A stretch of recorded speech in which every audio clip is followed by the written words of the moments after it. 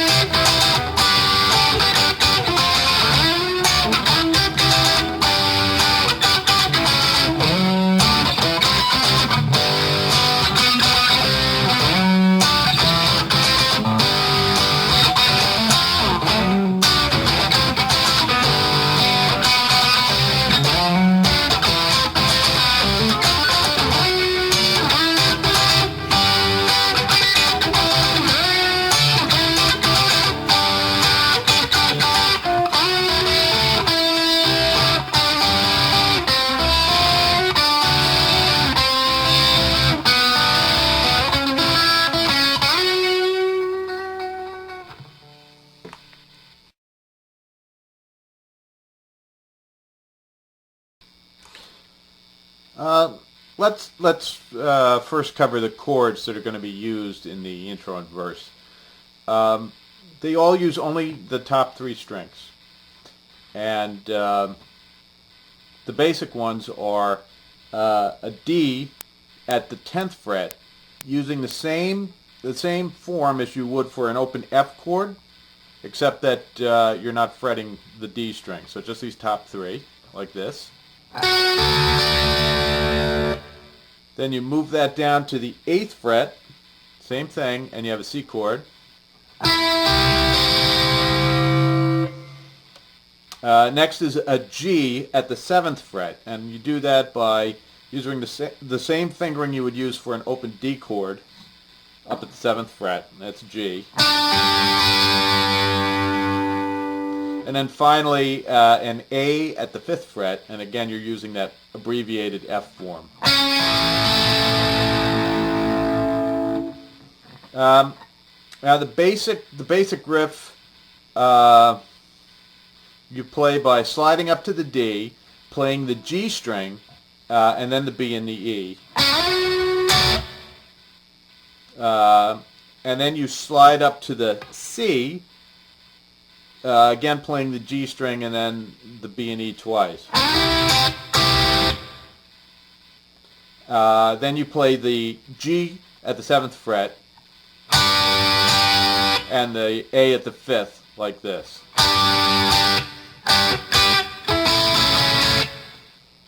That seems simple enough, but what Eric Shankman, the guitarist, does throughout this song is he substitutes different endings for the basic riff.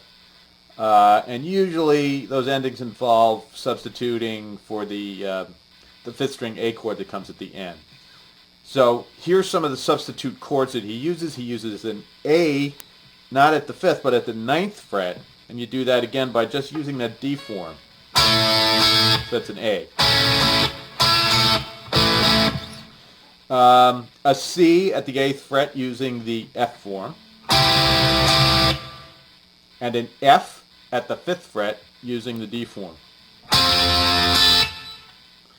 And he even uses, at one point, an A at the 17th fret. So you're basically playing this 5th fret thing all the way up, 17th fret. That's another A. So you can see there's a number of chords and a number of voicings, but they all use either that D or the F form. The only other thing that you need to play the intro on the verse is this one lick at the 10th fret, which goes like this. And that's just on the A string, you hammer on from the 10th to the 12th. You do a double stop on the 10th fret of the D and the G strings. And then while you're holding that double stop, you hammer on to the D string, 12th fret, and pull off. So it's...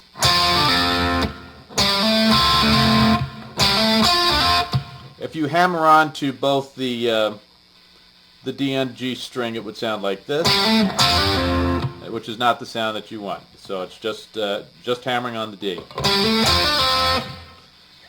And that's what you need to play. So let's go through this in order for the intro on the first verse. The first chord riff is a little bit unique because it's less rhythmic and more staccato than the other ones. And it goes like this.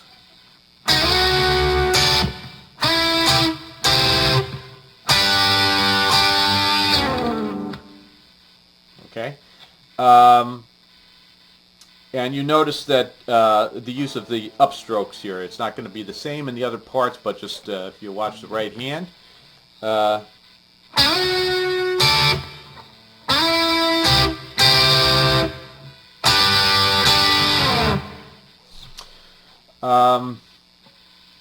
So the intro is 4 bars, and the other 3 bars after the one I just showed you have a much more rhythmic approach. So you be sure to watch the right hand on that too. I'll call out the ending chords and then I'll play. So after that comes A at the 5th, 2 bars of it like this.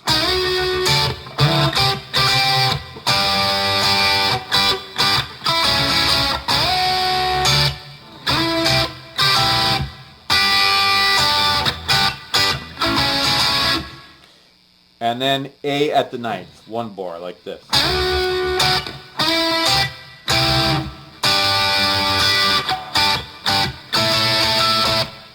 And that's the intro.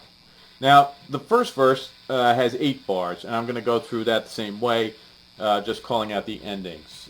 First is A at the 5th fret.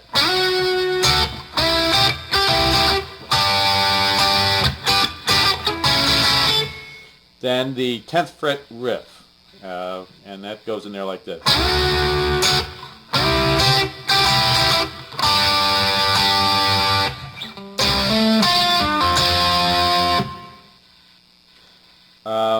A at the 5th fret again.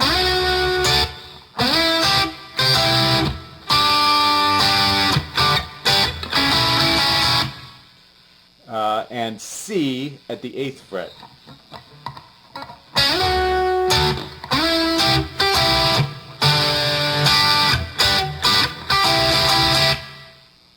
Then A at the 17th fret.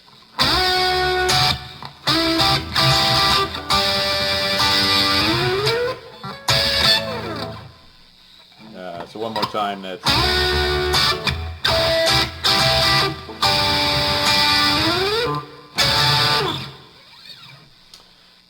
and then the 10th fret riff again.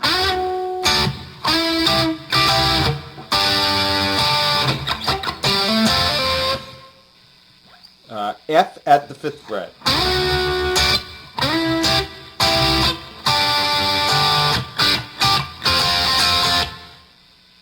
And finally, A at the 5th fret again.